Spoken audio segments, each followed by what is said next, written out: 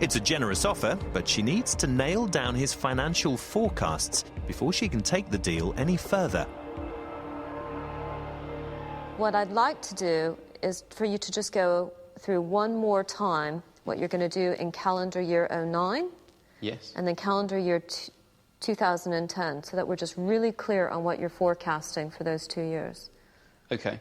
Okay, for 50k, turnover 2009, just a shade over £800,000. I'm sorry? Just a shade over £800,000. In 2009? 2009. Net profit, gross profit? Gross profit, just a shade over £500,000, 510k to be exact. That's gross profit. Net profit for 09? Net profit for 09 will be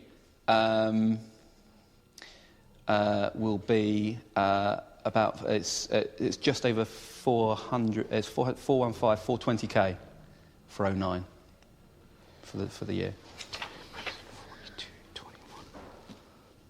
So you did £15,000.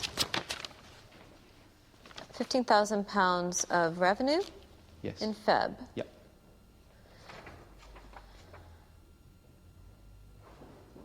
Richard, do you want to think about these figures? This is a very, very important discussion we're about to have because they're not all holding together. Do you want to just take a minute and get them right in your head? It's a big jump. Okay. It's a big jump. In terms of the scale of jump, by the close of play at the end of this day, they're where I expect to be. Unbelievable figures.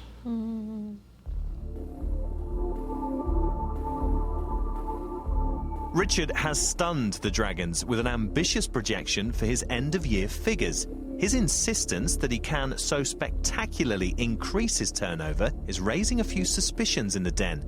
He's in danger of alienating himself from a deal.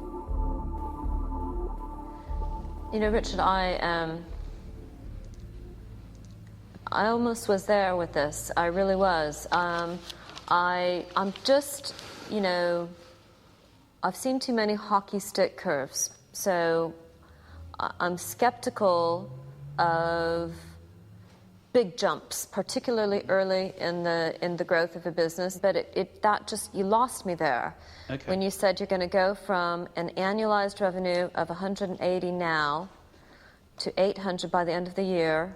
With investment, yeah. With 50k investment and making nearly £500,000 sterling of profit this year. Yes. I'd like to believe it, but it doesn't ring true. In fact, it causes me to question your judgment, whether you're making this up or what. I'm certainly not making it up.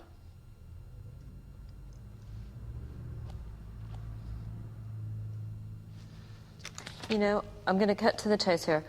I don't like to get into arguments with entrepreneurs that I back because it doesn't help anyone. I sense that we would have too many back and forths on what's going to go on, and I don't want to be, I'm not used to being, frankly, the dampening effect on people's enthusiasm, but I think your enthusiasm is off the charts. I commend you for it. I hope I'm wrong, but I think I can't buy into these figures. And I'm sorry, Richard, but I'm afraid I'm out. Okay, thank you. Richard has lost Julie Meyer, who was so close to investing just moments ago. His last hope lies with Shaf Rasul, who is still reeling from the entrepreneur's ambitious projections. Richard, these figures are absolutely astonishing. Now, either you're an absolute genius or you're a fool. Are you a genius or are you a fool? I'm certainly not a fool, okay. But I wouldn't be arrogant enough to call myself a genius either.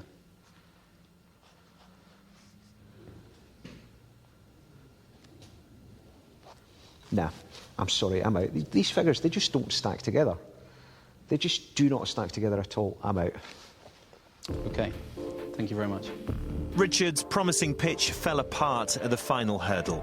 His hopes for the business weren't shared by the Dragons, and he walks away empty-handed. It's a tough one, Either, because there's a business there. There is a business there. Either we're going to be kicking ourselves or that guy is a genius. I want to get involved in that. Have you ever seen growth like that? That's unbelievable. In business plans that don't get funded. I suppose so.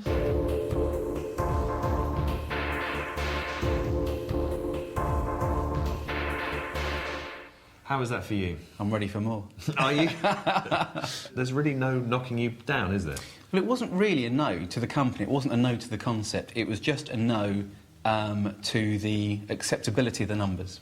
Is there a slight sense that you're perhaps overconfident of the potential for the business?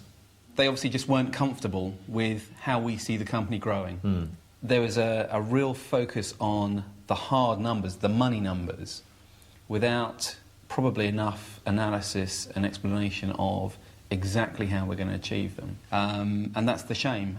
So you're coming at it from the angle that basically they've messed up.